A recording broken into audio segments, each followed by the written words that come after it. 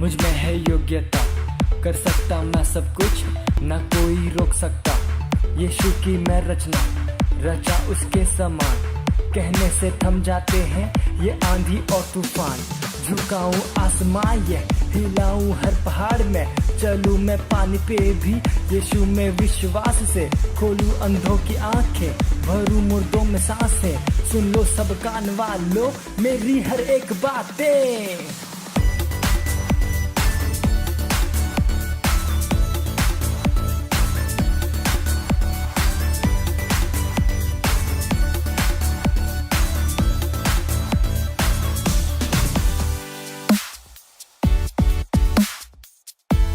Hallelujah, praise Lord. हम स्वागत करते हैं आप सभी का टीनेजर ऑनलाइन चर्च में।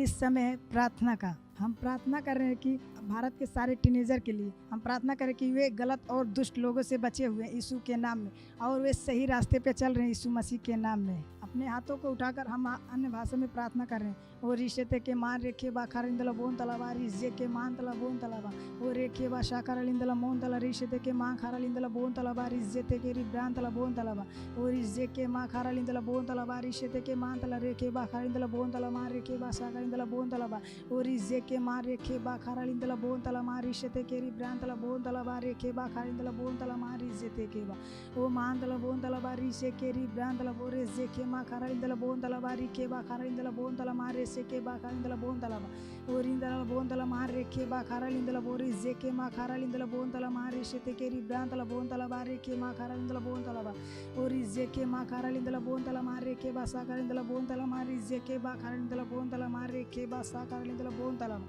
ओ मार जे के रिब्रान तला बोरी शते के मा खारिंदला बोन तला बा रिशते के रिब्रान तला बोरे जे के मा खारि के बा सा खारिंदला बोन तलावा ओ मार जे के रिब्रान तला बोरी शे के मा खारिंदला बोन तला बा रे जे के मा खारिंदला बोन तला बा रि जे ते के रिब्रान तला ओ रेखे बा खारिंदला बोन तला ओ रेशते के रिब्रान तला बो रेशते के मा खारिंदला बोन तला बा रेखे बा खारिंदला बोन तला मा रेशते के रिब्रान तला बोन तला बा ओ रेखे मा खारिन से के रिब्रान तला बा रे जे के मा ओ रेशते के रिब्रान तला बा रेखे बा सा खारिंदला बोन तला मा रेशते के रिब्रान तला बोन तला बा ओ मा रे जे के बा रेशे के बा खारिंदला बोन तला मा रे जे के रिब्रान तला बोन तला बा रेखे मा सा खारिंदला बोन तला बा ओरी के रिसा खारिंदला बोन तला बा रेशते के रिब्रान तला बोरी जे के मा खारे के बा खारिंदला बोन तला बा रे जे के मा रेशते के रिब्रान तला बोन तला बा ओरी जे के मा रे के बा खारिंदला बोन तला मा रे जे के बा रे से के बा ओ मान तला रि जे के मा खारिंदला बोन तला बा रे जे ते के रिब्रान तला बोरी शे के मा खारिंदला बोन तला बा रे शे ते के मान तला बा ओ मान रे जे के रिब्रान तला बोरे शे ते के रिब्रान तला बोरे के बा शा खारिंदला बोन तला मा रे शे ते के रिब्रान तला बोन तला बा ओ मान रे जे के रिब्रान तला बोरे के बा खारिंदला मा रे जे के बा खारिंदला रे जे के मा खारे के बा सा खारिंदला बोन तला बा ओ मारे जे के रिब्रान तला बोरी जे के मा खारिंदला बोन तला मारे जे के रिब्रान तला बोरे शे के रिब्रान तला बोरे के बा खारिंदला बोन तला मारे के बा खारिंदला बोन तला बा ओ मारे जे के रिब्रान तला बोरे शे के बा खारिंदला बोन तला मारे जे के रिब्रान तला बोरे शे ते के ओ मारे जे के रिब्रान तला बोरे शे के मा खारे के बा सा खारिंदला बोन तला बारी जे के मारे जे के रिब्रान तला बोरे के बा ओ मारे जे के रिब्रान तला बोरे जे के मा खारिंदला बोन तला मारे शे ते के रिब्रान तला बोरे शे के मा खारे के बा खारिंदला बोन तला बा ओ मारे जे के रिब्रान तला बोरी जे के बा खारे से के रिब्रान तला बोरे के मा सा खारिंदला बोन तला मारी जे ते के रिब्रान तला बोन तला मारे के बा ओ मार रे के बा खारिंदला बोन तला मारी शे ते के रिब्रान तला बोरे जे के बा खारिंदला बोन तला मार रे के बा खारिंदला बोन तला बारी शे ते के रिब्रान तला बोरे जे के मान तला बा ओ मार रे के बा खारिंदला बोरे शे ते के रिब्रान तला बोरे जे के रिब्रान तला बोरे शे ते के रिब्रान तला मार रे के बा बोरे शे ते के रिब्रान तला बोरे शे के बा। Hallelujah, praise Lord. हम अभी भी प्रार्थना कर रहे हैं। हम प्रार्थना कर रहे हैं कि अपने दोस्तों के लिए और रिश्तेदार के लिए जिनका उद्धार नहीं हुआ है, प्रार्थना कीजिए कि उनका उद्धार हो रहा है यीशु मसीह के नाम में। अपने हाथों को उठाकर अन्य भाषा में प्रार्थना कीजिए।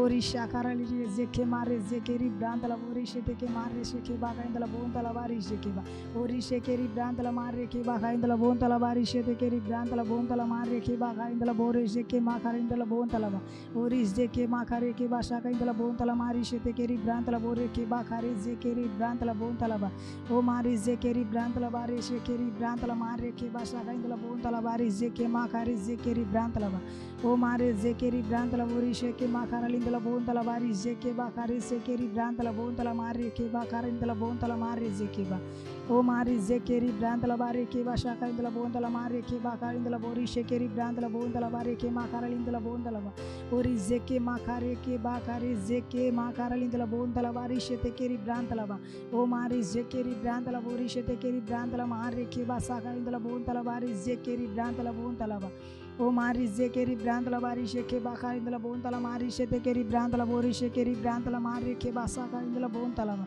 o mari zekeri brantala bori shetekeri brantala bari ke makare ke basakarindala bontala bari ke bakarindala bontala lama ori zekeri brantala bori shetekeri brantala mari ke bakarindala bontala mari shetekeri brantala bontala mari shetekeri brantala bontala ba ori zeke makare sekeri brantala bori shetekeri brantala bari zeke makare sekeri brantala bontala bari ke makaralindala bontala bari sheteke ba ori zekeri brantala mari ke basakaralindala bontala mari zekeri brantala bari ke bakaralindala bontala bari shetekeri brantala bontala mari zeteke ori zekeri mantala reke bakaralindala bontala bari shetekeri brantala mari zekeri brantala bori shetekeri brantala bari ke basakarindala bontala ma ori zekeri brantala bari shetekeri brantala mari ke basakarindala bori zekeri brantala mari ke bakaralindala bontala mari zeke ba ori zeke mari ke bakaralindala bontala bari zeke makare sekeri brantala bori zeke ba ori zekeri brantala bari zeke makare sekeri brantala bari shetekeri brantala mari ke bakaralindala bontala bari shetekeri brantala ba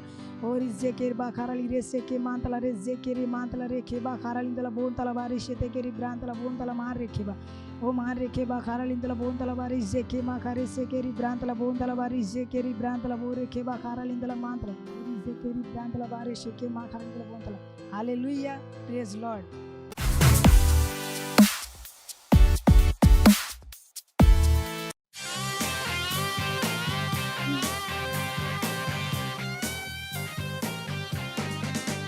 तेरी जैसा ना है कोई तू सबका है स्वामी तू मूल्यवान और पवित्र है प्रभु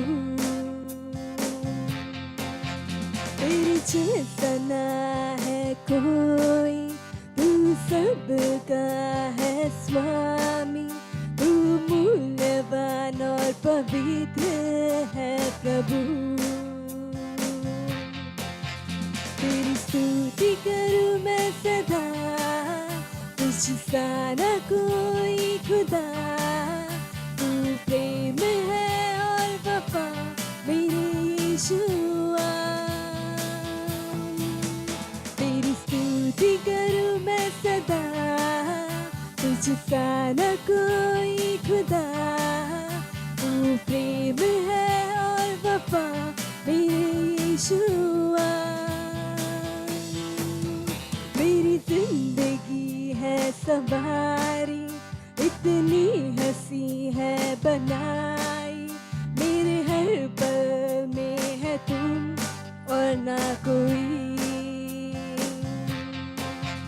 मेरी जिंदगी है सवारी इतनी हंसी है बनाई मेरे हर पल में है तुम और ना कोई तेरी स्तुति करूं मैं सदा तुझ सा न कोई खुदा तू प्रेम है और वफा मेरे यीशुआ तेरी स्तुति करूं मैं सदा तुझ सा न कोई खुदा तू प्रेम है और वफा मेरे यीशुआ तेरे वचनों को मैं करूं तेरे कदमों पर ही चलूं संग तेरे ही मैं रहूं बस यही तेरे वचनों को मैं करूं तेरे कदमों पर ही चलूं संग तेरे ही मैं रहूं बस यही तेरी स्तुति करूं मैं सदा तुझ सा न कोई खुदा तू प्रेम है और वफा मेरे यीशुआ। तेरी स्तुति करूं मैं सदा, तुझसा न कोई खुदा। तू प्रेम है और वफा मेरे यीशुआ।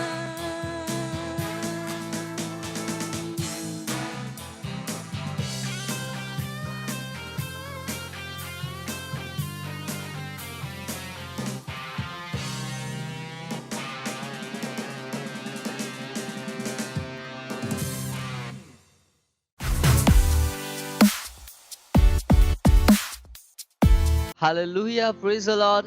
आप सभी का स्वागत है आज के हमारे तूफानी ऑर्गेनिक टीम्स के प्रोग्राम में। और ये समय टीवो का और आज का संदेश पास्टर क्रिस की ओर से गवाहों का बादल। Praise the Lord. वचन लिया गया है इब्रानियों का 12वां अध्याय पहला वचन कहता है, इस कारण जबकि गवाहों का ऐसा बादल हमको घेरे हुए है, तो आओ हर एक रोकने वाली वस्तु और उझालने वाले पाप को दूर करके वह दौड़ जिसमें हमें दौड़ना है, धीरे से दौड़े। Praise the Lord. हालेलुया। बादलों का प्रतीकात्मक महत्व जानना और समझना महत्वपूर्ण है। जैसे कि पवित्र शास्त्र में प्रकट है, मानव जाति का उल्लेख बादल के रूप में किया गया है, उसी तरीके से जैसे उसका उल्लेख पेड़ के रूप में किया गया है। उदाहरण के लिए यशायाह उसका 61वां अध्याय 3 वचन कहता है, मनुष्य और पेड़ के बीच में समांतरता को देखने में हमारी मदद करता है। हमारा उल्लेख सत्यनिष्ठा के पेड़ों के रूप में किया गया है, परमेश्वर के द्वारा रोपे गए ताकि उसे महिमा मिले। Praise the Lord. हालेलुया। दूसरे उदाहरण में बाइबल कहती है, और वह नदियों के किनारे लगाए गए नए विश्व के समान होगा। भजन संहिता उसका पहला अध्याय 3 वचन कहता है। Praise the Lord. इसके बारे में सोचो। इसी तरह से हमें एक बादल भी कहा गया है। जब यीशु क्रूस पर मरा और नरक में गया, तब उसने पुराने नियम के संतों को, जो कि स्वर्गीय स्थानों में उसको इंतजार कर रहे थे, अब्राहम की गोद में से बाहर निकाला। उसके पुनरुत्थान के बाद वे अपने कब्र में से बाहर निकले और उनमें से कुछ वास्तव में पवित्र शहर में बहुतों को दिखाई दिए। प्रेतों के काम उसका पहला अध्याय 9वां वचन कहता है। Praise the Lord. यह कहकर वह उनके देखते देखते ऊपर उठा लिया गया और बादल ने उसे उसकी आंखों से छिपा लिया। Praise the Lord. हालेलुया। ध्यान दो कि लूका आत्मा की प्रेरणा के द्वारा हमें बताता है, बादल ने उसे उनकी आंखों में छिपा लिया। यहाँ पर लूका वातावरण में तैरते हुए सघन जलवाष्प के दृश्य द्रव्यमान की बात नहीं कर रहा था। उसका तात्पर्य उसे था जो हमारे आरंभिक वचन में पढ़ा। इस कारण जबकि गवाहों का ऐसा बादल हमको घेरे हुए है, तो आओ हर एक रोकने वाली वस्तु और उलझाने वालों पाप को दूर करके वह दौड़ जिसमें हमें दौड़ना है, धीरे से दौड़े। Praise the Lord.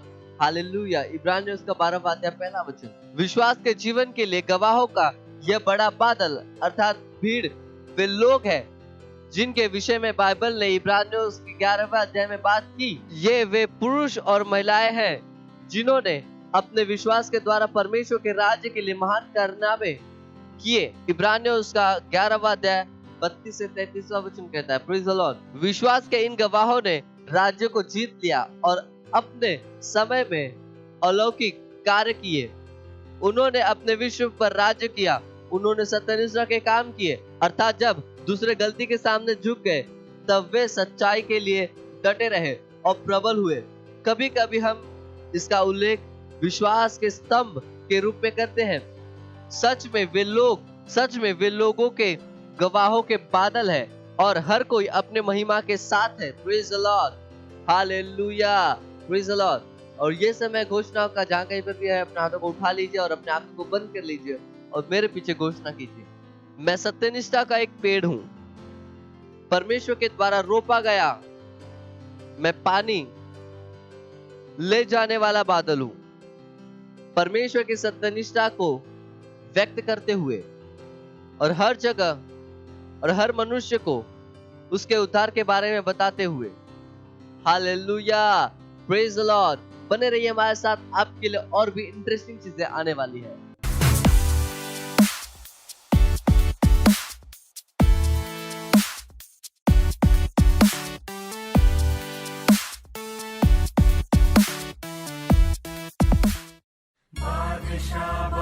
बादशाह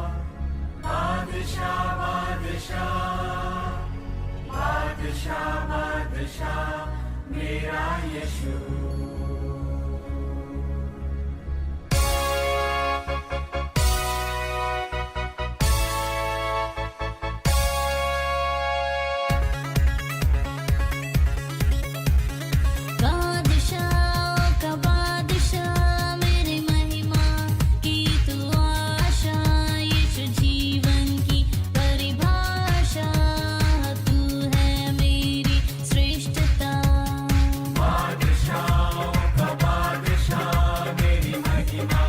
की तू आशा, यीशु जीवन की परिभाषा, तू है मेरी श्रेष्ठता।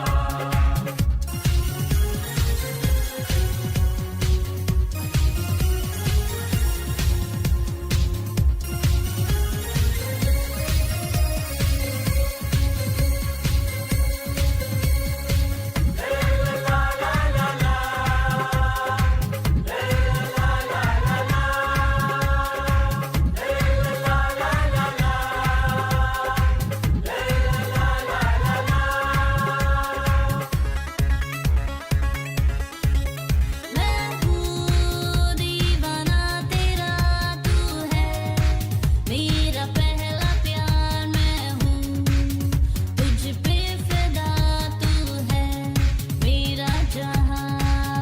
मैं हूँ दीवाना तेरा, तू है मेरा पहला प्यार, मैं हूँ तुझ पे फिदा, तू है मेरा जहां।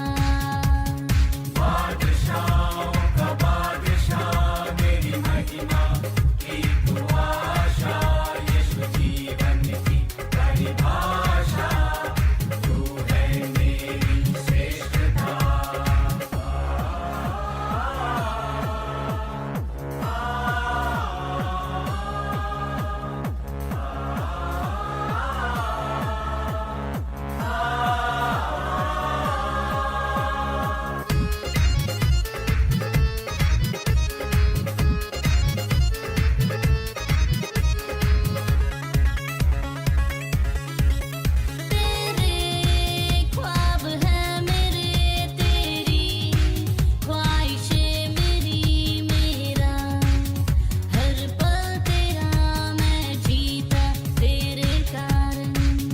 तेरे ख्वाब है मेरे, तेरी ख्वाहिशें मेरी, मेरा हर पल तेरा, मैं जीता तेरे कारण।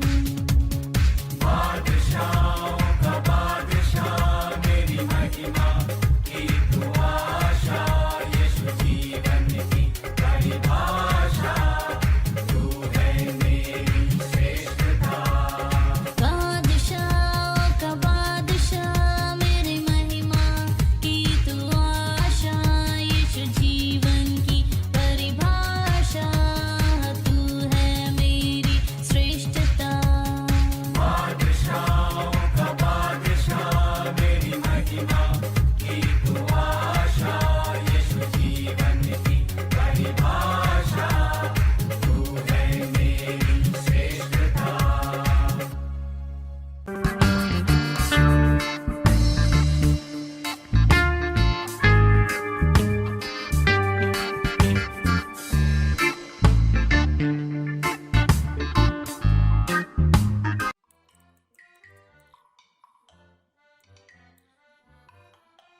ओ लपेटू, ओ लपेटवा,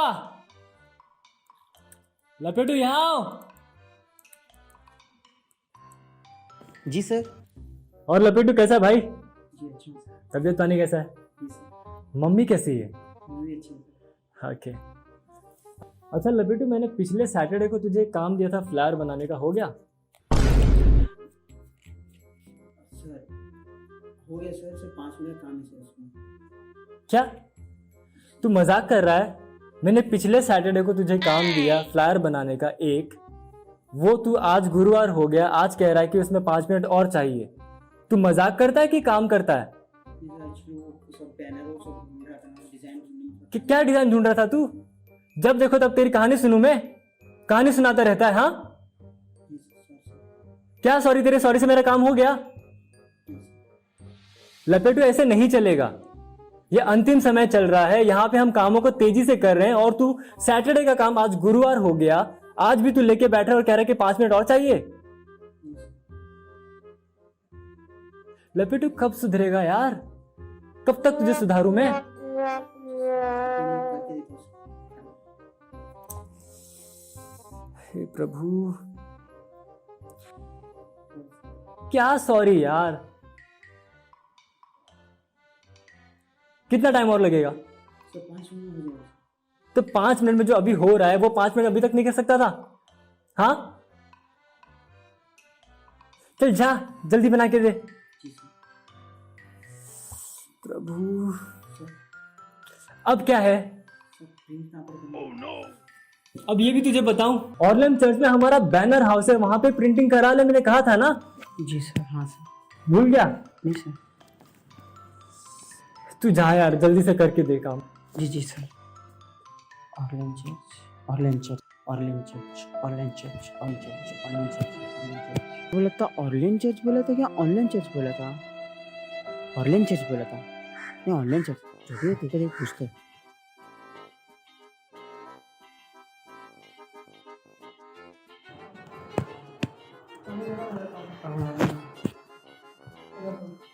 सर यार, ऑर्लैंड चर्च कहाँ पर है सर? Online church. जी सर। ऑनलाइन चर्च यूट्यूब पे क्राइस्ट एम्बेसी इंडिया सर्च नहीं किया क्या अभी तक? नहीं सर, ऑर्लैंड चर्च बोल रहा हूँ, ऑनलाइन नहीं sir, Orleans. Christ Embassy India एक ही ऑनलाइन चर्च है, यूट्यूब पे जाके देख ले, सर्च कर पहले। सर मेरे को वहाँ पर प्रिंट करने का, ये यूट्यूब में थोड़ी प्रिंट करा सकते जा हैं। भाई अपना काम कर। ऑनलाइन चर्च बोला था, ऑनलाइन चर्च बोला था, ये भी कंफ्यूज करा दिया। मैं बहुत से जगह पूछूं, अरे फिर डांटेंगे यार। नहीं नहीं नहीं नहीं नहीं, गलत होने से अच्छा पहले पूछ ही लेता हूँ, ये सही रहेगा। सर सर ऑनलाइन चर्च क्या ऑनलाइन चर्च है सर? क्या ऑनलाइन क्या ऑनलाइन क्या प्रिंटिंग हो गई? कहाँ है? सर वही पूछने के लिए आया सर मैं। उसमें क्या पूछना है अभी?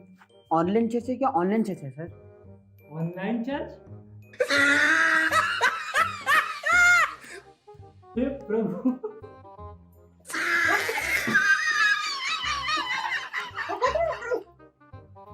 ऑनलाइन चर्च, ऑनलाइन नहीं, ऑनलाइन चर्च। जी सर सर सर मैं अब भी जाता हूँ सर, अभी भी जाता हूँ। जा जल्दी।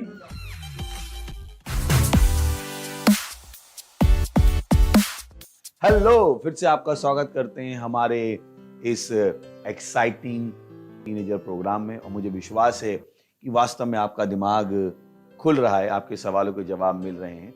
और फिर से हम आपका धन्यवाद देना चाहते हैं आपके सवालों के लिए, और आपके फीडबैक बहुत ज़रूरी है। और हमने आपसे बार बार कहा है, ये हर जगह इन सवालों के जवाब उपलब्ध नहीं है, तो हमारे साथ एक एम्बेसडर बन जाइए, इस प्रोग्राम को बाकी टीनेजर्स तक भी लेकर जाइए। इससे पहले हम प्रोग्राम की शुरुआत करें, हम प्रार्थना करेंगे।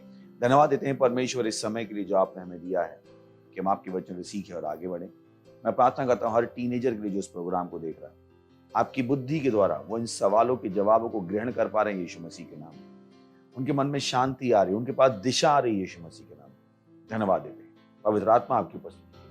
और इस प्रार्थना को यीशु मसीह के नाम में मांगते हैं, आमीन। Praise the Lord, hallelujah, glory. तो हम शुरुआत करने वाले हैं, और मैं फिर से अपने जो मेरे साथ लोग सेट पर हैं उनका मैं इंट्रोडक्शन कराना चाहता हूं। तो एक चिर परिचित चेहरे हैं, खोजी उदय जो हैं हमारे साथ, तो हमारे व्यूअर्स को भी बोल सकते हैं थैंक यू, हेलो। और इस बार हम थोड़ा सा, क्योंकि हमारा जो प्रोग्राम है उसका जो परिदृश्य बढ़ता जा रहा है, वो केवल टीनेजर्स नहीं देख रहे हैं, बहुत सारे यूथ भी उस प्रोग्राम को देख रहे हैं। तो इस बार हमने एक नया इंट्रोडक्शन किया, और हमारे साथ एक यूथ भी हैं, Kevin. Thank you so much pastor, thank you. So much. तो केविन का भी स्वागत है, और ये दोनों आपके सवाल पूछने वाले हैं। और जैसा मैंने कहा, क्योंकि इन दोनों के हाथ में माइक्रोफोन है, ये अपने सवाल कभी भी बीच में डाल सकते, तो मुझे भी नहीं पता है क्या होने वाला है। तो हम शुरुआत करने वाले हैं, और जैसा हमारे यहाँ की परंपरा है, जो पहली बार आता है हम उसको पहला मौका देते हैं। तो केविन अपना पहला सवाल पूछने वाले हैं। Thank you so much pastor, thank you so much आज के दिन के लिए कि इस सेट पे आपने हमें आमंत्रित किया है। ये प्रोग्राम बहुत ही एक ब्लेसिंग कह सकते हैं लोगों के जीवन में, टीन्स के जीवन में। और जब इसको देख रहा था तो मुझे बहुत अच्छा लग रहा था कि इतने मतलब टीनेजर्स के जो सवाल जो है उनके जवाब उनके पेरेंट्स या फिर उनके टीचर्स नहीं दे पाते। और जब मैं भी टीन था तो इसी प्रकार के सवाल मुझे भी आते थे, तो मैं सोचता था कि मैं इनका जवाब कहाँ पाऊँ। तो उस समय तो मुझे जवाब नहीं मिला, पर आज भी अगर मैं वो जब टीनेजर का प्रोग्राम देख रहा हूँ तो मुझे उन सवालों के जवाब मिल रहे हैं और बहुत खुशी हो रही है। और एक और सबसे मतलब अच्छा ये था कि मैं मीटिंग देखते देखते सोच रहा था कि क्या मैं भी सेट में हो सकता हूँ। तो लिटरली आज वो भी पूरा हो गया। Thank you so much master. Thank you. सवाल शुरू कर सकते हैं। तो सबसे पहला सवाल जो है कि अनुग्रह वचन को पढ़ने और मनन करने से या अन्य भाषा में प्रार्थना करने से बढ़ती है, और क्या यह 24 घंटे कार्य करती है या समय के साथ बदलती है? क्या यह परमेश्वर का किसी एक के जीवन में फेवर है या इससे अधिक? तो सवाल के बहुत सारे भाग हैं, तो मैं उनका पढ़ लेता हूं कि अन्य भाषा में करने से बढ़ता है अनुग्रह। हाँ, जितना आप परमेश्वर को जानेंगे, जितना आप यीशु मसीह को जानेंगे, उतना अनुग्रह बढ़ता जाएगा।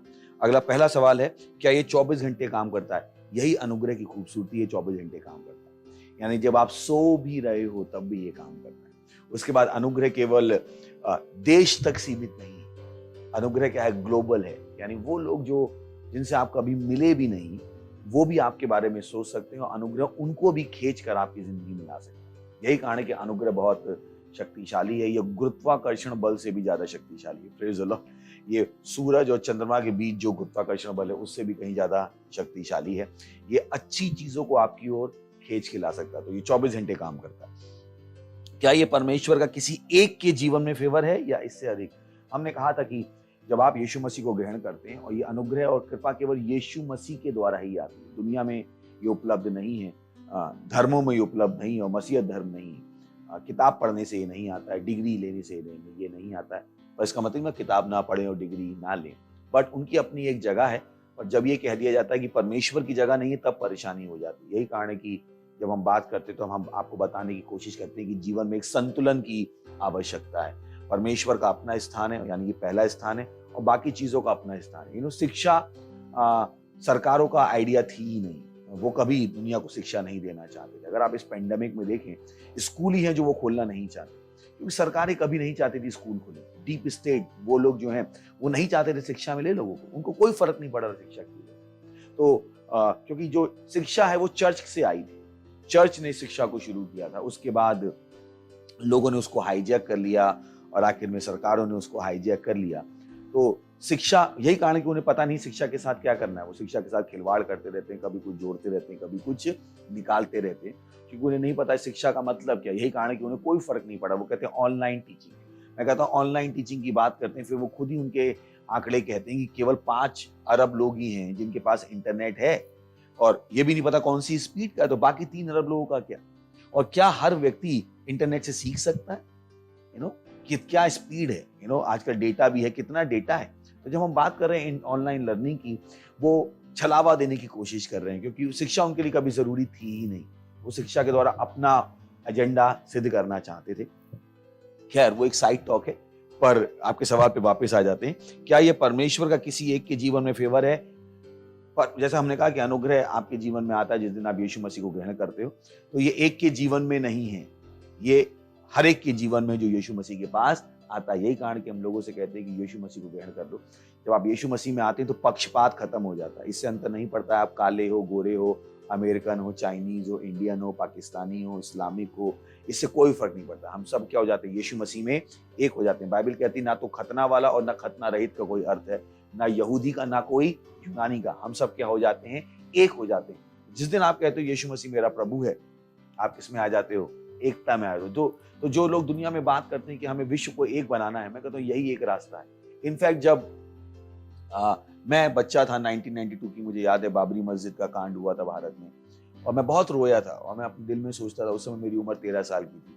यानी अब मेरी उम्र गैस कर लिया, कोई बात नहीं, पर ध्यान है कि मैं 20 से ज्यादा आज तक बड़ा नहीं। तो मैं बहुत रोता था कि कोई तो समाधान होगा। और जब यीशु मसीह मुझे मिला तो मुझे पता लगा, वाह, यही है सच्ची एकता, आत्मा की एकता।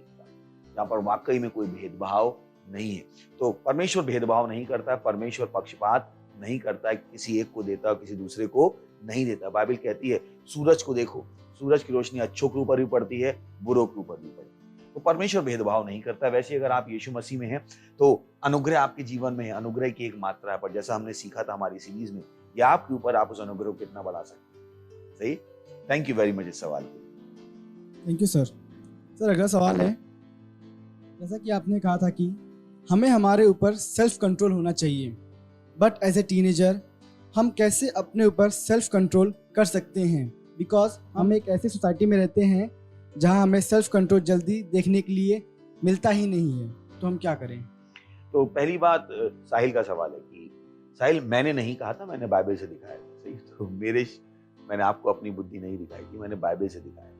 उसके बाद यानी हम जब बात कर रहे हैं तो हम कह रहे हैं परमेश्वर हमसे सेल्फ कंट्रोल की बात कर रहे हैं, और परमेश्वर आपसे कभी भी वो करने को नहीं कहेगा जो आप नहीं कर सकते। पहले तो आपको इस एंगल से उसको देखना पड़ेगा। दूसरी बात, जब हम बात करते हैं कि आप सेल्फ कंट्रोल करो, तो हम ऐसे हमारे कहने से आपके अंदर सेल्फ कंट्रोल की एबिलिटी नहीं आती है। एक्चुअली वो एबिलिटी आपके अंदर है। बाइबल बताती है कि गलातियों की पुस्तक में अगर आप पढ़ें कि आत्मा के ये फल हैं, आपके अंदर संयम ऑलरेडी है, ये आत्मा का एक फल है, ये ऑलरेडी आपके अंदर है।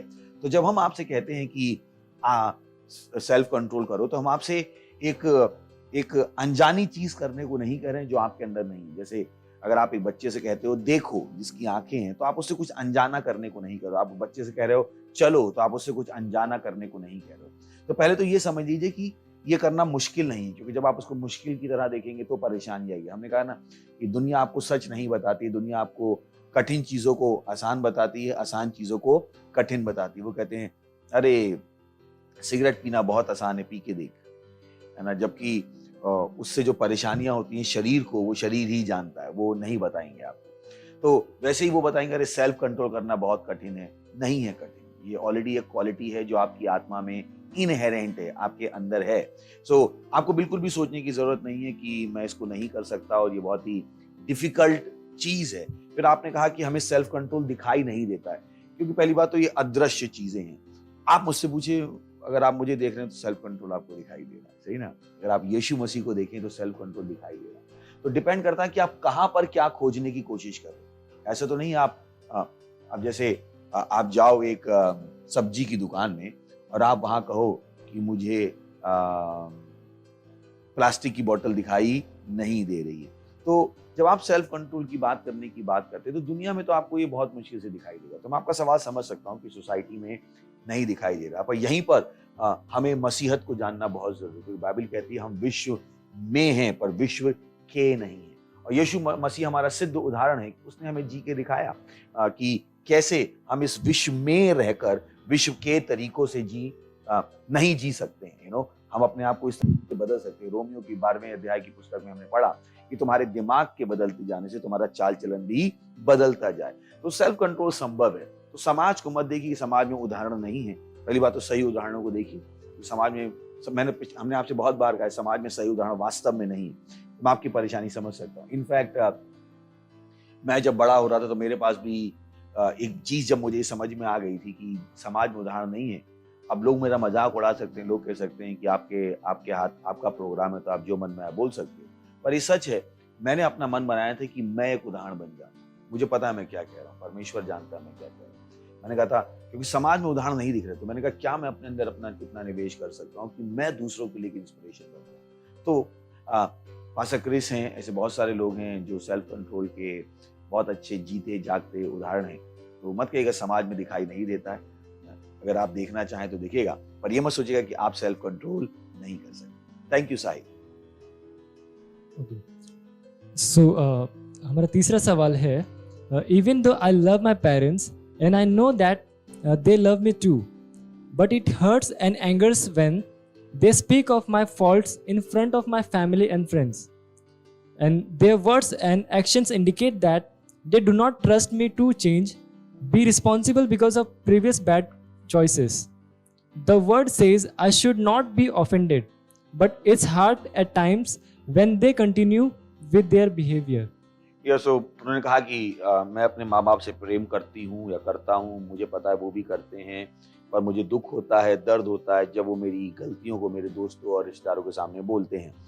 उनके शब्द और उनके काम दिखाते हैं कि वो मुझ पे भरोसा नहीं करते हैं कि मैं जिम्मेदार हो सकता हूँ, क्योंकि मैंने पहले कुछ गलत चुनाव किए थे। वचन कहता है कि बुरा मत मानो, किंतु कभी कभी बहुत मुश्किल हो जाती है जब वो इस तरह के बर्ताव को जारी रखते हैं। हाँ, कभी कभी मुश्किल हो जाती है जब वो इस तरह के बर्ताव को जारी रखते हैं, बट किसने कहा कि मुश्किल में आप भाग जाओ? यही तो हम सीख रहे हैं कि जो चीजें मुश्किल हैं उनको भी आप करो, आसान चीजों को करके आप आगे नहीं बढ़ो। तो पहली बात तो ये अपने दिमाग में, कभी कभी बहुत लगता है कि जिंदगी उन्हें, अब जब मैं बात कर रहा हूँ मुश्किल की और जब मैं बात करूंगा जिंदगी आसान होनी चाहिए, तो मैं नहीं कह रहा हूँ जिंदगी उतारों और चढ़ावों से भरी हुई, पर हाँ जिंदगी में अपनी चुनौतियां आएंगी। उसका मतलब नहीं कि वो आपको नीचे ले जाने के लिए आएंगी, तो ये आपके ऊपर है कि आप उसको किस तरीके से देखते हो। तो मैं आपकी फीलिंग से पूरी तरह से सहमत हूँ कि कभी कभी बहुत मुश्किल हो जाता है उनके इस बर्ताव की वजह से। तो अब आपके पास क्या चॉइसेस हैं? और मुझे आपका सवाल बहुत पसंद आया। आपने कहा कि प्रीवियस बैड चॉइसेस, जो मैंने पहले गलत चुनाव किए थे, उसकी वजह से वो मुझ पर इतना भरोसा नहीं करते। तो एक काम आप कर सकते हो कि अब सही चुनाव करना शुरू कर सकते हो। और एक चीज जो मैंने देखी है, जो सबसे ज्यादा काम करती है और जो सबसे कम लोग इस्तेमाल करते हैं, वो है पावर ऑफ कम्युनिकेशन, बातचीत की सामर्थ्य। याद है आपको हमारा एक सवाल आया था जब किसी ने कहा जब मुझे कोई धोखा दे दे तो मैं क्या करूं, और हमने कहा था जाके बात तो करो। तो कभी कभी होता है कि हमें लगता है कि समस्या का कोई समाधान है ही नहीं, हम बात ही करना नहीं चाहते, है ना। अभी जैसे भारत और चीन में लड़ाई हो गई, तो जब बात से ही सुलझेगी, दुनिया तलवारों से नहीं चलती, दुनिया बात से, शब्दों से चलती है, दुनिया बातचीत करके चलती है। तो मुझे नहीं समझ में आता कि अगर आप मैच्योरिटी दिखाओ, कैसे ये परेशानी नहीं सुलझेगी।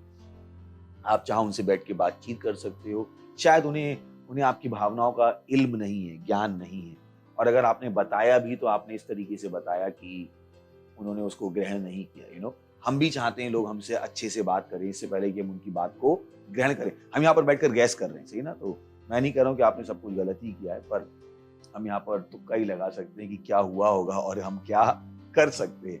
हमारे पास लिमिटेड ऑप्शंस हैं। और जैसा मैंने कहा कि अगर आप संतुष्ट नहीं है कभी भी हमारे किसी भी जवाब से, हमारे नंबर हमेशा स्क्रीन पे हैं, आप हमें फ़ोन कर सकते हैं और हमें खुशी होगी आपके सवालों का जवाब देने में। तो आपके सवाल पे वापस आता हूँ कि मैं क्या करूँ। मुझे बुरा लगता है, हाँ, बुरा लगना कोई बुरी बात नहीं, तो मत कहिए कि ओ मुझे बुरा लगा, ये कोई बात नहीं। आप मैच्योर हो रहे हो, आप एक टीनेजर हो। वचन कहता है बुरा मत मानो, पर आप थैंक गॉड आपको ये तो पता है बुरा मत मानो। जब आप उसको लगातार देखते रहोगे तो आप एक दिन बुरा मानना भी बंद कर दोगे। बाइबल कहती है दर्पण का सिद्धांत, जो हम देखते जाते हैं वैसे हम बनते जाते हैं। हाँ, तो वचन सही कहता है कि बुरा मत मानो, और इस वचन को अपनी आंखों के सामने रखिएगा। पर अपने पे हार मत मान लीजिएगा जब आप बुरा मानो, क्योंकि आप अभी भी क्या कर रहे हो, अंश करके बदल रहे हो। वचन हमें क्या देता है, एक सिद्ध चित्र, ताकि हम उसको लगातार देखिए, उस सिद्धता में बढ़ते जाएं। तो अपने पे हार मत मानिएगा अगर आप बुरा मान रहे हैं, वरना सच्चाई ये भी है कि बुरा मत मानिएगा, पर इसका मतलब ही नहीं आप बुरा मान गए, आप बुरे हो गए, है ना। और माँ बाप का तो एक्शन आपने बहुत अच्छा जस्टिफाई किया कि शायद आपके पुराने जो काम थे। मुझे एक कहानी याद है, एक बच्चा था जो भेड़े चराने जाता था और वो चिल्लाने लगा, शेर आया शेर आया शेर आया, और पूरा गांव उसकी सहायता करने पहुंच गया। वहां मतलब नहीं कोई नहीं आया, कोई बात नहीं। अगले हफ्ते उसने फिर से किया, शेर आया शेर आया शेर आया, और फिर गांव वाले भाग के गए। और वास्तव में वहां पर कोई शेर था ही नहीं, और एक दिन वाकई में शेर आया और जब उसने चिल्लाया शेर आया, कोई उसकी सहायता करने नहीं आया। तो आप उसको नगेट नहीं कर सकते हो कि मेरे माँ बाप के एक्शन अनजस्टिफाइड हैं। पता नहीं आपने भी ऐसा ही कुछ ऐसा करके रखा है कि उन्हें मुश्किल हो रही है आप पर भरोसा करने में। मुझे विश्वास है कि आपने ये ऑलरेडी फैक्टर इन किया। तो मुझे पता है कि बुरा लगता है, कोई बात नहीं, बुरा लग सकता है कभी कभी, और उस वचन को अपने सामने रखिएगा। माँ बाप से बात करने की कोशिश कीजिएगा, सही से कम्युनिकेट करने की कोशिश कीजिएगा। तो कभी कभी हम दोस्तों को कितना समझाने की कोशिश करते हैं, उनके साथ हम कितना पेशेंस रखते हैं, तो मुझे लगता है माँ बाप के साथ हम कितना पेशेंस रखते हैं। एक लड़का जिससे आप बात करना चाहते हो, एक लड़की जिससे आप बात करना चाहते हो, जिसको आप अपना दोस्त बनाना चाहते हो, आप कितना पेशेंस रखते हो। नहीं, मेरे दिल की बात सुनो। मैं कहता हूँ कितने प्यार से बात करते हो, गुलाब देते हैं, ये देते हैं, वो देते हैं, वो बात अलग है, सही है गलत है, उसके बाद में हम कभी और बात करेंगे। पर हम कह रहे हैं कितना पेशेंस, कितना एफर्ट्स करते हैं। मैं कहता हूँ इतना एफर्ट्स माँ बाप के साथ क्यों नहीं करते। हमें लगता है माँ बाप मुझे समझना चाहिए, फिर कहते हैं माँ बाप मुझे समझेंगे नहीं। कभी कभी मैं सोचता हूँ ये लोग चाहते क्या है खुद ही कहते हैं माँ बाप समझेंगे नहीं, फिर कहते हैं माँ बाप को हमें समझना चाहिए। मैं कहता हूँ भाई चाहते क्या हो, कहीं पे तो बीच में आके रुक जाओ, सही है ना। तो रुक जाओ कहीं पे, माँ बाप को अपना दुश्मन मत बना लो। आज की पीढ़ी में है कि माँ बाप उनको ऐसे लगते हैं, जैसे ऐसा लगता होगा, प्लीज ऐसे नहीं है वो माँ बाप। ये आपके दोस्त आपका बिल नहीं देंगे, तो आपके माँ बाप से आपको बात करनी पड़ेगी। यही ना कि जल में रह के मगरमच्छ से कैसे बैर करोगे, जो बाप आपका बिल दे रहा है उस बाप से कैसे लड़ोगे। तो थोड़े वाइज अप हो जाइए, बुद्धिमान हो जाइए कि उनसे बातचीत कीजिए, सही है। वो आपसे प्रेम करते हैं, जैसा कि आपने कहा। थैंक गॉड आपको ये विश्वास है कि प्रेम करते हैं। उस विश्वास पर आगे बढ़ते रहिए और मुझे पता है समाधान आ जाएगा। Thank you very much. Thank you sir. हाँ, तो क्या कहना चाहते हैं? जवाब सवाल से पहले जवाब के ऊपर कुछ कह सकते? जवाब आई थिंक पास्टर की बेस्ट है कि आप जवाब देखिए, आप बहुत ज़्यादा बेटर जानते हैं, तो इसलिए ऐसे चुप रहते नहीं, ऐसा मत सोचिए। आप काउंटर कर सकते हैं बीच में, सही ना? आप इन सब के प्रतिनिधि हैं, सही है। तो अगर इसीलिए आपको बुलाया उस एज के लोगों को, ताकि अगर आपको लगता है कि नहीं इसमें ये और फैक्टर भी हो सकते हैं। मुझे याद है कि धोखा देने वाले सवाल में आपने एक बहुत अच्छी इक्वेशन लाई थी, मुझे याद है कि लग सकता है कि उसको किसी ने धोखा दो, एग्जैक्टली वही निकला। तो आप खोजी के साथ भविष्यवक्ता भी हो गए थे उस दिन। तो प्लीज आप दोनों उसमें अपना इनपुट दे सकते हैं। ओके, हाँ, इस समय अगला सवाल पूछ सकते हैं। सर अगला सवाल एक टीनेजर लड़की का। उनका सवाल ये है कि I am a 16-year-old girl and my mother forbids me from talking to boys. Even if they call me, she yells at them for doing so. It's really annoying and embarrassing as well. What do I do? तो ये सवाल मेरे ख्याल से तीसरे सवाल से ही जुड़ा हुआ है। अगर आप उसका जवाब दें, लेना चाहें। पहली बात तो मुझे नहीं पता क्या हिस्ट्री है। हिस्ट्री बहुत मैटर करती है, क्योंकि यहाँ पर आपने एक एंगल दिखा दिया है और हमारे पास दूसरा एंगल नहीं है। तो यहाँ पर बैठ के जवाब देना और न्याय करना बहुत ही मुश्किल है और मुझे लगता है सही होगा किसी भी तरीके से। तो क्यों करती हैं उसके भी उनके कारण हो सकते हैं। अब पता नहीं, मम्मी का भी अपना एक पास्ट है, मम्मी के साथ पता नहीं क्या हुआ हो, या मम्मी ने पता नहीं कौन कौन सी कहानियां सुन रखी हो। ये सारे फैक्टर होते हैं जो लोगों के चुनावों को कंट्रोल करने की कोशिश करते हैं। जैसे मेरे पापा ने बहुत ज्यादा पढ़ाई नहीं की, तो वो हमेशा कहते थे पढ़ाई करो, और थैंक गॉड मम्मी पढ़ी लिखी थी तो वो और पढ़ाई के लिए पुश करती थी। पर बहुत से माँ बापों के लिए पढ़ाई जरूरी नहीं होती। वो बच्चों को सब्जी बेचने के लिए लगा देते, बोले तुम सब्जी बेचो, माँ बाप की सहायता करो। तो माँ बाप का बहुत इन्फ्लुएंस होता है कि उनके ऊपर क्या इन्फ्लुएंस रहा, तो उसको जानने की कोशिश कीजिए। क्या पता कुछ ऐसी घटनाएं हुई हो उनके साथ या उनके परिवार में जिसकी वजह से उनका बिहेवियर ऐसा है। हमने बहुत बार कहा है कि आपको दूसरे एंगल भी देखने पड़ेंगे। और जब आप कहते हो कि मैं बड़ी हो गई हूँ, मैं सब कुछ समझती हूँ, तो माँ बाप को भी समझना शुरू कर दो यार। दोस्तों को क्यों समझते रहते हो? उनको भी समझना शुरू करो। उनकी भी अपनी एक लाइफ है, वो भी एक जिंदगी से आए हैं, उनका भी एक माइंडसेट तैयार हो चुका है। तो कम्युनिकेशन बहुत जरूरी है कि मम्मी ऐसा क्यों करती हो आप। मैं कह रहा बातचीत सबसे अच्छी चीज है, जो कहीं ना कहीं टीनेजर्स में और बच्चों में माँ बाप में पूरी तरह से क्या हो चुकी है, खत्म हो चुकी है। ये एक प्लेटफॉर्म है जिससे हम आपको उत्साहित करना चाहेंगे। घर में जाके बातचीत कीजिए। आजकल बातचीत है, मम्मी मुझे ये चाहिए, मम्मी मुझे ये चाहिए, मम्मी खाना बना के दे दो, मम्मी मुझे ये पसंद नहीं। मैं कहता हूँ यही एक डिमांड रह गई है। माँ बाप क्या केवल इसीलिए हैं? तो उनसे बात कर सकते हो यार, मतलब समाधान दे सकते हो। और फिर तो आपकी अपनी जिंदगी है ही। आपको समाधान पसंद आए तो लेना, नहीं आए तो मत लेना, पर उनको एक चांस तो दो। जैसे आप हमें मौका दे रहे हो, मैं बहुत खुश हूँ कि आप हमें मौका देते हैं आपके सवालों का जवाब देने का। पर मैं उससे ज्यादा खुश होऊंगा जब आप अपने माँ बाप को भी मौका दोगे आपके सवालों का जवाब देने का, आपकी जिंदगी में आने का, इंटरफेयर करने का नहीं, आने का, कि वो अपनी बुद्धि आपको दे पाए। आपके माँ बाप हैं, मुझे उसमें कुछ गलत नजर नहीं आता। मुझे विश्वास में आपके सवाल का जवाब दे पाए। आप कुछ कहना सर? यहाँ पे सर जैसे आपने कहा, हमारे पास एक एंगल नहीं है, तो मेरे पास यहाँ दो एंगल हैं। शायद से थोड़ी बहुत हेल्प कर सकते हैं उनके सवाल को समझने में या फिर उनके सवाल को आंसर करने में। सो एंगल ये है कि अगर आप कंपेयर करें इंडियन पेरेंट्स और अदर कंट्रीज के पेरेंट्स को, तो होता है कि एक जो इंडियन पेरेंट्स है वो बहुत ही ज़्यादा प्रोटेक्टिव होते हैं बच्चों को लेकर, कि इससे बात ना करें, मेरी लड़की बिगड़ गई तो क्या होगा। सो इसका तो कुछ तो माइंडसेट बन चुका है अभी इंडियन पेरेंट्स का, इसका हम कुछ कर नहीं सकते। और सेकेंड थिंग ये है कि लड़के क्यों ट्राई करें, मतलब बच्चे क्यों ट्राई करें पेरेंट्स को समझने की। पेरेंट्स क्यों ट्राई करें, पेरेंट्स क्यों ना बच्चों से थोड़ा बात करें, सही क्यों? पेरेंट्स क्यों ना बात करें बच्चों से कि क्या तकलीफ है, क्यों ऐसा है, बच्चे क्यों ट्राई करें। तो मैं जवाब देता हूँ कि पहले तो ये नहीं मानते हैं कि कंपेयरिंग कभी कभी हो जाती है। कंपैरिजन बहुत गलत होता है कि इंडियन पेरेंट्स ऐसे हैं मुझे नहीं लगता इंडियन पेरेंट्स ऐसे हैं कि वो नहीं समझना चाहते बच्चों को। और दूसरा है कि बच्चे ही क्यों कोशिश करें, माँ बाप ही क्यों कोशिश करें, क्योंकि सच्चाई ये है कि दोनों को कोशिश करनी है।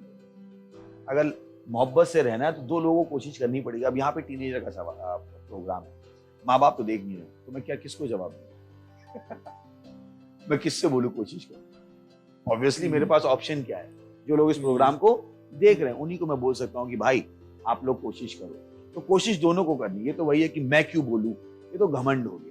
कहीं ना कहीं माँ बाप है तो किसने पहले बोला किसने बाद में बोला, ये मेरे लिए कोई बहुत बड़ी चीज नहीं है।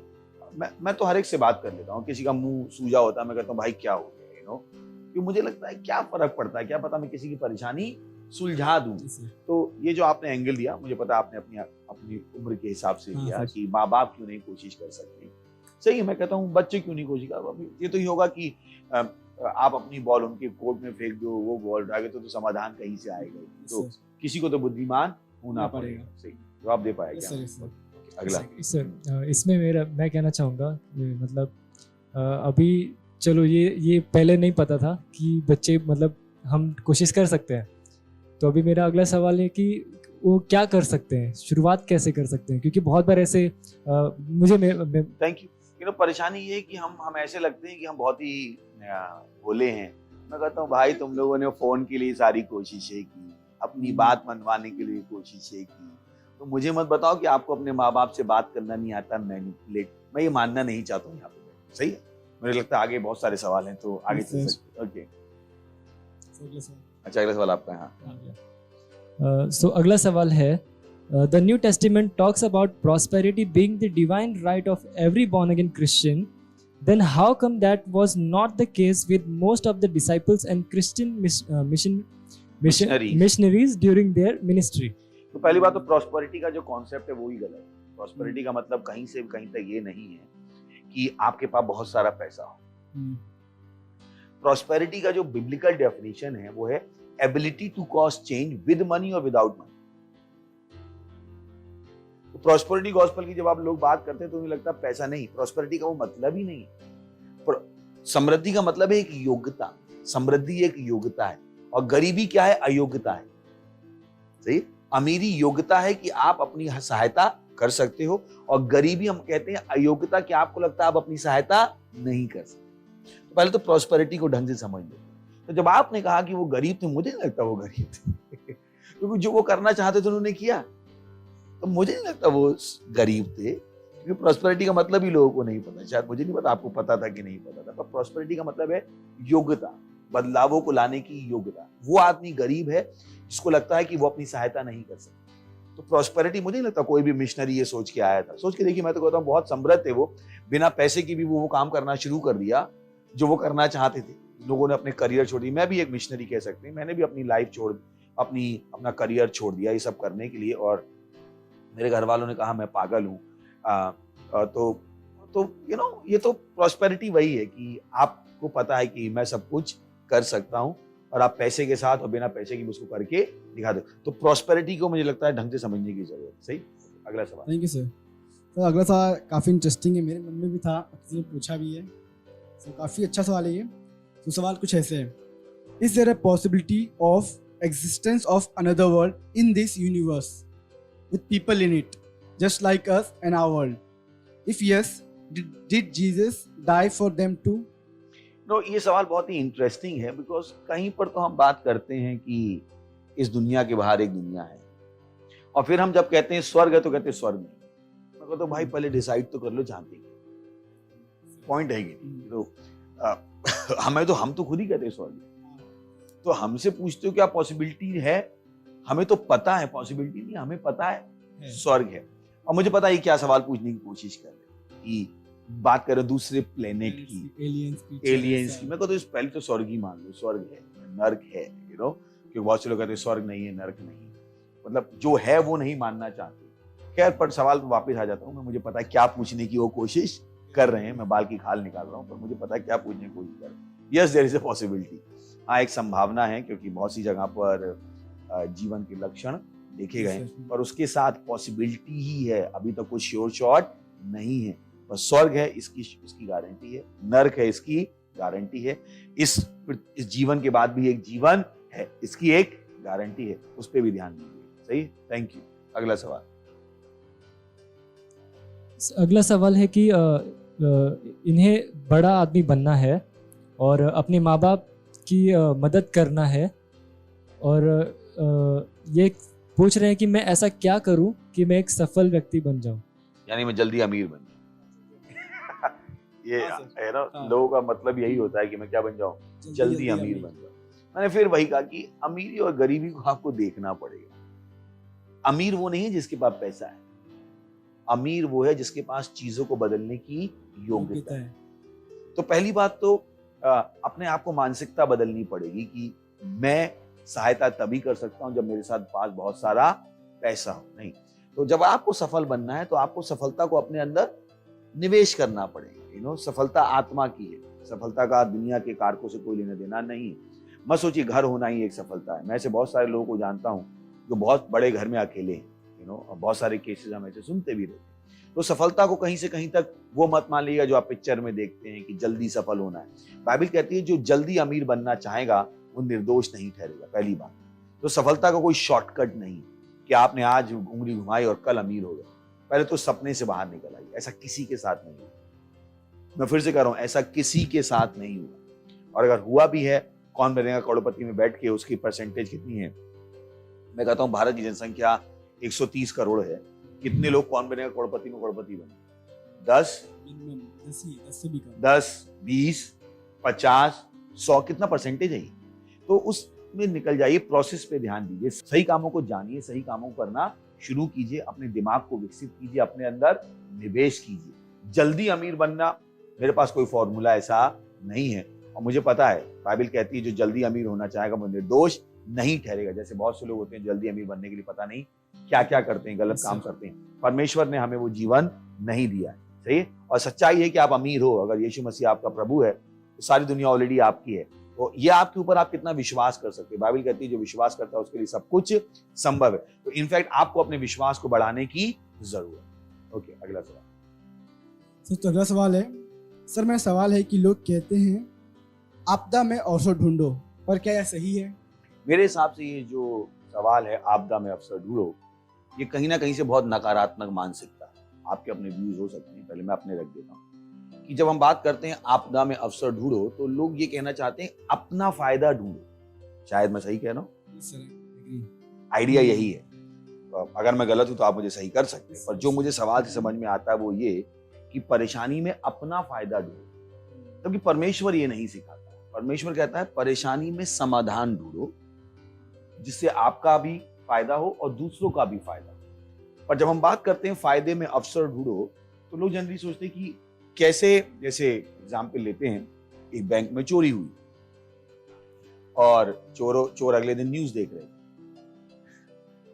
और न्यूज आई कि बैंक में 5 करोड़ रुपए की चोरी हो गई। दोनों जो चोर थे उनमें लड़ाई हो गई और बोले अरे तू तो बोला था 1 करोड़ चुराए, ये न्यूज वाले कह रहे 5 करोड़ चुराए।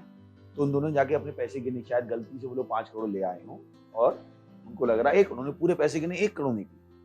बाद में क्या पता लगा, बैंक मैनेजर से 2 करोड़ का घोटाला हो गया था, उसने वो भी जोड़ दिया। तो उसने जो घाटा बताया मैनेजमेंट को बताया कि 3 करोड़ चोरी हो गई। मैनेजमेंट ने भी 2 करोड़ का घपला कर रखा था, तो मैनेजमेंट बाहर क्या बोला, 5 करोड़ गायब हो। तो अगर ये आपदा में अवसर ढूंढना मेरे हिसाब से पूरी तरह से गलत है। मैं नहीं चाहता हूं कि हम इस सोच के साथ आगे बढ़े कि हम आपदा में अवसर ढूंढे। नहीं, ये गलत सोच है, मेरे हिसाब से पूरी तरह से गलत सोच है। हाँ, परेशानी में समाधान ढूंढिए, लोगों की सहायता कीजिए, और उस परेशानी को अपने फायदे के लिए इस्तेमाल मत कीजिए। मैंने कहानी आपको बता दी। Thank you. अगला सवाल। अगला सवाल है, what's the relation between science and God? बहुत सरल सवाल है, पर लोगों की आदत है कि कठिन चीजों को सरल बनाना और सरल चीजों को कठिन बनाना। बहुत सिंपल है, एक लाइन का जवाब है, God can explain science but science can not explain God. परमेश्वर साइंस समझा सकता है पर साइंस परमेश्वर नहीं समझा सकता। So one is the subset of the superset. So God is superset and science is subset. मुझे विश्वास है अगर आप मैथमेटिक्स पढ़ी यही एक संबंध है। पर यही कारण है कि साइंस की फ्यूटिलिटी हमें बार बार समझ में आती है। उनको अपनी लिमिट्स नहीं पता है, उनकी एक लिमिट है जिसके बाहर वो नहीं जा सकते, पर परमेश्वर लिमिटलेस है। इसलिए अगर आप बाइबल में देखेंगे, बाइबल आपको क्वांटम फिजिक्स समझा सकती है, क्वांटम फिजिक्स बाइबल समझा सकती है, स्पेस बाइबल आपको समझा सकती है, पर साइंस बाइबल नहीं समझा सकती। तो उल्टा होता है कि जब हम साइंस से परमेश्वर को समझाने की कोशिश करते हैं, मैंने कि प्लीज इस प्रयास को रोक दीजिए, क्योंकि परमेश्वर साइंस समझा सकता है पर साइंस परमेश्वर नहीं समझा। ओके, तो अगला सवाल है द मोस्ट अवेटेड, मतलब बहुत ही ज़्यादा वो है सवाल जो बहुत लोग के मन में आता है। बहुत अच्छा सवाल है ये भी। सवाल ये है कि पहले मुर्गी आई या अंडा? इंटरेस्टिंग कि पहले मुर्गी आई या अंडा। मैंने कहा सवाल बहुत सरल है, अगर आप बाइबल पढ़ेंगे तो उत्पत्ति, मुझे ही पता है कि जब मुझे बाइबल नहीं पता थी हम भी सवाल पूछे पहले मुर्गी आई कि अंडा। और जब मैंने अपनी बाइबल पढ़नी शुरू की तो मेरे इस सवाल का जवाब मिला। बाइबल बताती है परमेश्वर ने सृष्टि की रचना की शुरू के 6 दिन, और उसमें उसने जल से पक्षी, जल के जंतु बनाए, फिर उसने आकाश के उड़ने वाले पक्षी बनाए, फिर उसने थल पर चलने वाले भी बनाए। तो यहाँ पर हमें पता लगता है कि पहले मुर्गी आई, बाद में अंडा आया। और थैंक यू इस सवाल के लिए। मुझे विश्वास है कि ये जाके साइंटिस्ट से भी पूछिएगा कि पहले कौन आई, मुर्गी आई कि अंडा आया। और मैं कहता हूं अगर अंडा एवोल्यूशन से आया, मैं कहता हूं दूसरा भी अंडा पैदा करके दिखा दो एवोल्यूशन। तो यहाँ पर परेशानियां हो जाती हैं और लोग हमें धोखा देने की कोशिश करते हैं, पर नहीं, हमारे पास क्या है, परमेश्वर की बुद्धि है। एक और 2 सवाल ले सकते हैं जल्दी से। सो हमारा अगला सवाल है, I love my pets so much. I'm anxious that after the rapture, they will just be left just like that to die. I mean, God created them. I believe He too loves them. So why should it be so harsh for them through no fault of theirs? तो सवाल है कि मैं अपने pets, जो घरेलू जानवर, उनसे बहुत प्यार करती हूँ, मुझे विश्वास है परमेश्वर भी उनसे प्यार करता है, तो रैप्चर के बाद वो क्यों छूट जाएंगे? उनकी तो कोई गलती है ही नहीं। पहली बात तो हाँ, परमेश्वर प्यार करता है उनसे, पर आपको यहाँ पर एक चीज समझनी पड़ेगी कि रैप्चर किन का हो रहा है। मनुष्य में और जानवरों में अंतर है। जानवर आत्मा नहीं है, जानवर क्या है, प्राण और शरीर। अगर आप मनुष्य की सृष्टि देखेंगे तो बाइबल बताती है कि मनुष्य एक आत्मा है। जब हम बात करते हैं स्वर्ग जाने की तो हम बात करते हैं आत्मा की। आत्मा अजर और अमर है, सही है, शरीर नाशवान है। तो जानवरों के पास आत्मा नहीं है, वो क्या है, प्राण है और शरीर है। मुझे विश्वास है आपके सवाल का जवाब दे देगा। तो मुझे लगता है इसमें परमेश्वर कठोर हो रहा है या बहुत ही निर्दयी हो रहा है या अनजस्टिफाइड हो रहा है, क्योंकि वो उसके लिए है ही नहीं। इस तरीके से कि आपको फ्रिज को भी परमेश्वर ने बनाया, फ्रिज रैप्चर में पीछे रह जाएगा, ये उसी तरीके से, क्योंकि सच्चाई है उनके अंदर कोई आत्मा नहीं है। ये चीजें हैं जो लोगों को नहीं पता होती। मुझे विश्वास, जब आप रैप्चर की बात करें तो अपनी बाइबल जाके पढ़ सकते हैं। ये पूरी दुनिया को मैं जवाब नहीं दे रहा हूँ, आपको जवाब दे रहा हूँ। जो आपने कहा रैप्चर में क्या होगा, तो उनके अंदर आत्मा है ही नहीं, तो वो इस एम्बिट में आते ही नहीं, उनका इन बातों से कोई लेना देना है ही नहीं।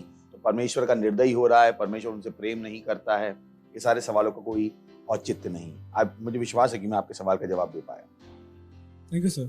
तो अगला सवाल है, is it wrong for us to have a girlfriend और बॉयफ्रेंड? इस सवाल के बारे में हम बहुत बार जवाब दे चुके हैं, पर मुझे कोई परेशानी नहीं है इस सवाल का बार बार जवाब देने में। मुझे सवाल होना चाहिए, कभी कभी जो सवाल हम पूछते हैं, हम कुछ जवाब चाहते हैं, स्पेसिफिक आंसर चाहते हैं, उस तरीके से हम अपने क्वेश्चंस को फ्रेम कर लेते हैं। मेरा इसके ऊपर एक सवाल है, why should I have a girlfriend और बॉयफ्रेंड? इन स्पाइट ये पूछने का, इज इट रॉन्ग? मेरा सवाल है, why should I have? Tell me, why should I have? क्योंकि मेरे लिए सबसे बड़ी चीज है हर चीज का व्हाई। मैं जो कर रहा हूं वो क्यों कर रहा हूं। जैसा हमने कहा था, बहुत बार हमने उसके ऊपर जवाब दिया, शादी का क्यों। मैं कहता हूं इस गर्लफ्रेंड का क्यों क्या है, इस बॉयफ्रेंड का क्यों क्या है। इसलिए कि समाज के प्रेशर में, आपको पता है बहुतों ने समाज के प्रेशर में गर्लफ्रेंड बॉयफ्रेंड बना रखी। अगर आप सच बोल पाओ, मैं भी आपकी उम्र से गुजर के आया हूं और अभी भी मैं आप ही की उम्र का हूं, 20 साल का। तो मुझे पता है कि उसका क्यों क्या है। तो ये सवाल पूछने की जगह क्या सही है क्या गलत है, मेरा सवाल है क्यों होना है वो, उससे क्या एडिशन है, कौन अपनी जिंदगी में कचरा रखना चाहता है।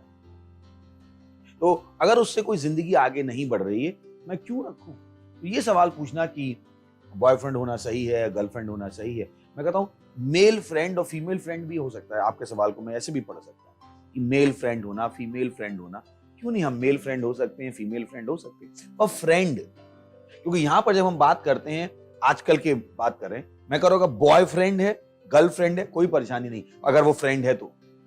पर यहां पर जब लोग बात करते हैं गर्लफ्रेंड की और बॉयफ्रेंड की, तो वो कहते हैं हम बिना शादी के पति पत्नी हैं। ये गलत है। मुझे विश्वास है कि मैं बिल्ली के गले में घंटी बांध रहा हूं। तो अगर आप मुझसे पूछ रहे हो बॉयफ्रेंड मेल फ्रेंड में कोई परेशानी नहीं है, गर्लफ्रेंड फीमेल फ्रेंड में कोई परेशानी नहीं है, मेरी पत्नी मेरी गर्लफ्रेंड है, मेरी मम्मी भी मेरी गर्लफ्रेंड है, वो एक फीमेल फ्रेंड है, सही है ना। मेरे पापा मेरे बॉयफ्रेंड है, क्योंकि वो क्या है, एक मनुष्य है, तो कोई गलती नहीं है। पर जब आप कहना चाहते हो कि गर्लफ्रेंड का मतलब है हम बिना शादी के पति पत्नी है, सब कुछ गलत है। और बिना शादी के हम बॉयफ्रेंड गर्लफ्रेंड है, बिल्कुल गलत है। कि जो आपको शादी के बाद करना चाहिए आपने सब कुछ कर रखा है, एक्सपेरिमेंट कर रखे हैं, सब कुछ कर रखा है, आपको उसके लिए चाहिए, अपनी फ्रस्ट्रेशन निकालने को चाहिए। क्योंकि जहां तक मुझे सवाल लगता है, सवाल का ये मतलब है ना, जैसे रही है तो मुझे मत घुमाइएगा ना, मैं चाहता हूं कि आप घूमें, क्योंकि यहाँ पे आजकल के कुछ भाषाएं बदल गई। गर्लफ्रेंड का मतलब ही है जिसके साथ मैं शादी किए बिना सोता हूं, तो वो गलत। मुझे विश्वास है मैं जवाब दे पाया। कुछ कहना चाहेंगे इस पे? मैंने शायद थोड़ा सा टफ दे दिया जवाब, पर क्या सही कह रहा हूँ? सही है, सच्चाई है, वो जो ट्रूथ है हमेशा सॉफ्ट, कभी कभी तो हार्श उसको होना ही है। तो रियलिटी यही है कि आपको एक्सेप्ट करना पड़ेगा। गर्लफ्रेंड का उनका मतलब ही यही है कि ये लड़की जिसके साथ मैं बिना शादी किए बस अपने शरीर की जरूरतों के लिए क्या कर रहा हूँ संबंध में, पूरा गलत है। वैसे ही लड़का है जिसके शारीरिक संबंधों के लिए हूं मैं, पूरी तरीके से गलत। क्योंकि सच्चाई है कि जब आप दो लोग सो लेते हो वो आत्मा का मिलन होता है, आत्मा का मिलन होता है। जब आपने 50 लोगों के साथ सो चुके हो, उन सबका चरित्र आपके अंदर आ चुका है। मुझे पता है मैं क्या कह रहा हूँ। आप गलत लोगों के साथ सो, उनका चरित्र आपके अंदर आ चुका हो। मुझे पता है मैं क्या कह रहा हूँ। ये दुनिया बात आपको नहीं बताई, मुझे लगता है शरीर ही तो है, शरीर नहीं। जब आप संभोग करते हो वो एक आत्मिक प्रक्रिया है, उसमें आत्मिक चरित्रों का आदान प्रदान होता है। यही कारण है कि परमेश्वर हमसे नहीं कहता कि हम हर एक के साथ सोते फिर, क्योंकि वहां पर हमारी आत्मा दूषित होनी शुरू हो जाती है, आत्मा में ट्रांसफर आदान प्रदान शुरू होता है। बहुतों को ये नहीं पता, तो क्योंकि दुनिया आपको ये नहीं बताएगी, दुनिया आपको धोखे में रखना चाहेगी। तो अगर गर्लफ्रेंड से आपका वो मतलब है पूरा गलत है, पर गर्लफ्रेंड से आपका मेरा वाला मतलब है तो पूरा सही है। सही है। So thank you very much. यहाँ पर हम इससे ज्यादा सवाल नहीं ले पाएंगे, वैसे भी लगता है लंबा हो गया प्रोग्राम, और बहुत बहुत शुक्रिया आपके सवालों के लिए। अगर आप संतुष्ट नहीं अपने सवाल हमें भेज सकते हैं, और जैसा हमने कहा हमारे साथ क्या बन जाइए, एक टीम एम्बेसडर बन जाइए, अपने दोस्तों को तक इसको लेकर जाइए। और संतुष्ट नहीं है और कोई परेशानी है जो आप प्राइवेटली डिस्कस करना चाहते हैं, आप नहीं चाहते हैं आपका सवाल हम इस प्लेटफॉर्म पर लाएं, हम उसके लिए भी ओपन है। इससे पहले कि मैं जाऊं, मैं आपके लिए प्रार्थना करता हूं। प्रभु, प्रार्थना करता हूं हर व्यक्ति के लिए, हर टीनेजर के लिए, हर यूथ के लिए जो इस प्रोग्राम को देख रहा है, वो उस बुद्धि को स्वीकार पा रहा है यीशु मसीह के नाम, इस बुद्धि के द्वारा वो उस बुद्धि को इस्तेमाल कर पा रहा है यीशु मसीह के नाम। धन्यवाद देते, ये बुराई से बचे हुए, और इस प्रार्थना को यीशु मसीह के नाम में मांगते हैं, आमीन। Thank you very much. इंतजार रहेगा आपके सवालों का, और आपसे मुलाकात होगी अगले संडे के लिए। तब तक गॉड ब्लेस यू।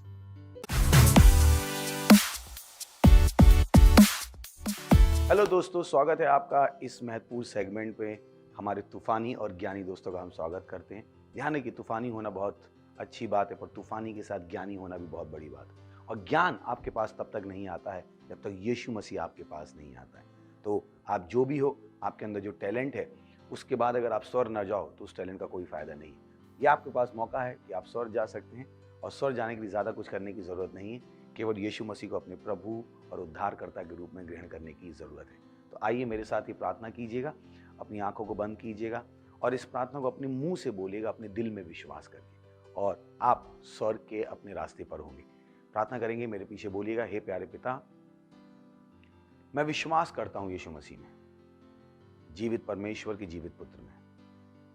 मैं विश्वास करता हूँ कि वो क्रूस पर मरा मुझे बचाने के लिए, और परमेश्वर ने उसे तीसरे दिन मरे हुए में से जिंदा किया, और वो सदा के लिए जीवित है।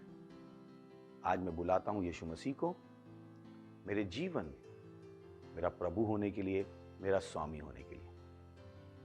मैं अपने मुंह से घोषणा करता हूं कि यीशु मसीह जीवित परमेश्वर का जीवित पुत्र मेरा प्रभु है, मेरा स्वामी है।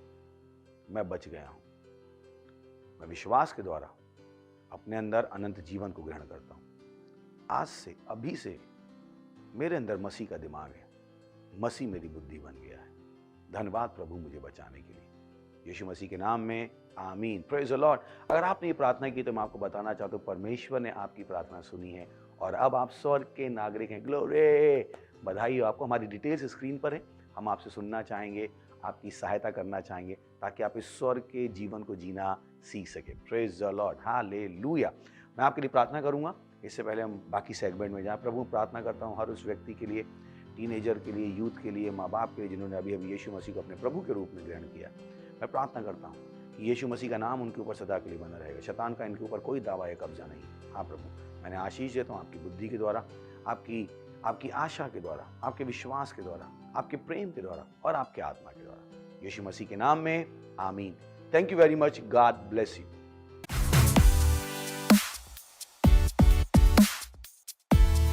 हेलो तूफानी और ज्ञानी दोस्तों, मैं आपको तूफानी और ज्ञानी क्यों कह रहा हूँ? क्योंकि पहले केवल आप तूफानी थे, यीशु को ग्रहण करने के बाद आप ज्ञानी भी हो गए। Praise the Lord. तो ये और समय है कि हम परमेश्वर की आराधना करें, परमेश्वर की स्तुति करें अपनी भेंट के द्वारा। ये बहुत ज़रूरी है। बहुतों को नहीं पता होता, उन्हें लगता है कि वो बहुत छोटे हैं, परमेश्वर की आराधना कैसे कर सकते हैं। नहीं, 10 साल का बच्चा भी अपने आप को बच्चा कहलाना पसंद नहीं करता है। तो आप तो टीनेजर हैं, तो मुझे विश्वास है कि आपको ये समझ में आएगा कि परमेश्वर की आराधना करने का एक ही तरीका है, जब आप उसको अपनी भेंट देते हैं। तो ये भेंट देने का समय, हमारी डिटेल्स स्क्रीन पर हैं और अगर आप सेंटर में तो वहाँ फिजिकली अपनी भेंट दे सकते हैं। Praise the Lord. हम अपनी क्वायर का स्वागत करेंगे और इस बीच में आप अपनी भेंट दे सकते हैं। Thank you very much, God bless you.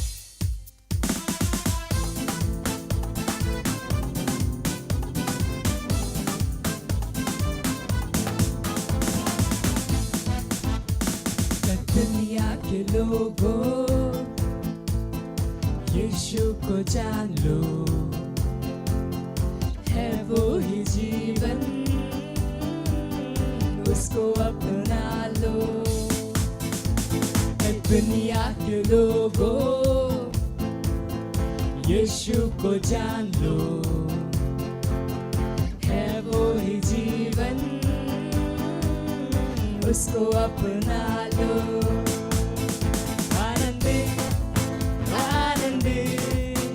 रहोगे तुम सदा आनंदित, आनंदित, आनंदित, रहोगे तुम सदा आनंदित, आनंदित, आनंदित, रहोगे तुम सदा आनंदित, आनंदित, आनंदित, रहोगे तुम सदा आनंदित। लहू बहाया हमें बचाने, अनंत जीवन यीशु के नाम में। लहू बहाया हमें बचाने, अनंत जीवन यीशु के नाम में।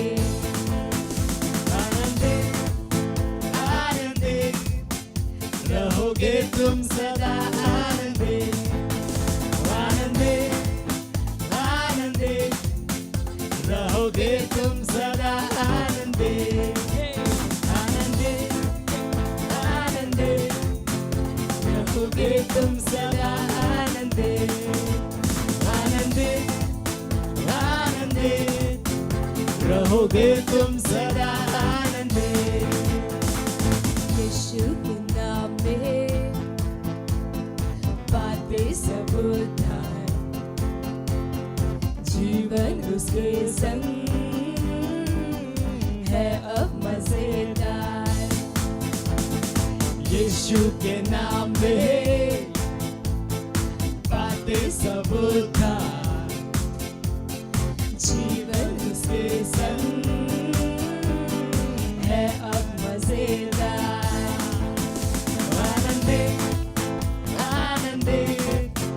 रहोगे तुम सदा आनंदित, आनंदित, आनंदित, रहोगे तुम सदा आनंदित, आनंदित, आनंदित, रहोगे तुम सदा आनंदे आनंदे आनंदे रहोगे तुम सदा आनंदे आनंदे आनंदे रहोगे तुम सदा आनंदे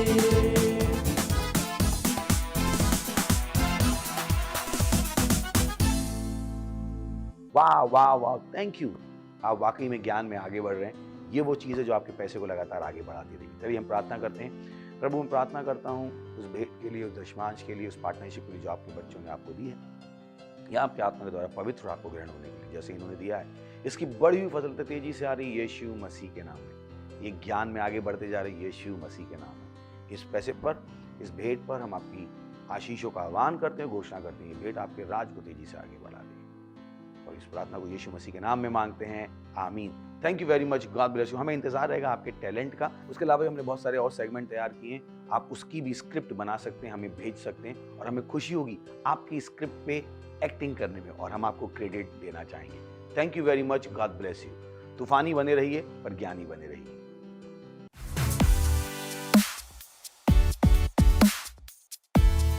ये समय है एक्शन पॉइंट्स का अनाउंसमेंट, कि मुझे पता है कि आप टीनेजर है तो आप कुछ करना चाहते हैं, आप बैठना नहीं चाहते, तो आपके लिए बहुत अच्छे अच्छे काम है, प्रभु के काम है। आप हमारे साथ जुड़ सकते हैं। टीवो क्लब्स हमारे चलते हैं, पता कीजिए आप कैसे टीवी क्लब के एक पार्ट बन सकते हैं। अगर आप हमसे दूर हैं तो आप ऑनलाइन भी हमसे जुड़ सकते हैं। अगर सोशल मीडिया में आपका इंटरेस्ट है, आप कुछ करना चाहते हैं सोशल मीडिया में, हमारी सोशल मीडिया टीम है, अपनी डिटेल्स यहाँ पर हमें दे सकते हैं। हमारा लिंक यहाँ पर होगा लीडरशिप फॉर्म का, जिसको आप भर सकते हैं और हमारे साथ एक लीडर बन सकते हैं और परमेश्वर के लिए बड़े प्रभाव को पैदा कर सकते हैं। Thank you very much, God bless you. इससे पहले कि हम जाएं, चलिए हम अनुग्रह को शेयर करेंगे। परमपिता का प्रेम, यीशु मसीह का अनुग्रह और पवित्र आत्मा की सहभागिता हमारे साथ सदा के लिए बनी रहेगी, यीशु मसीह के नाम में, आमीन। Thank you, God bless you, I love you all.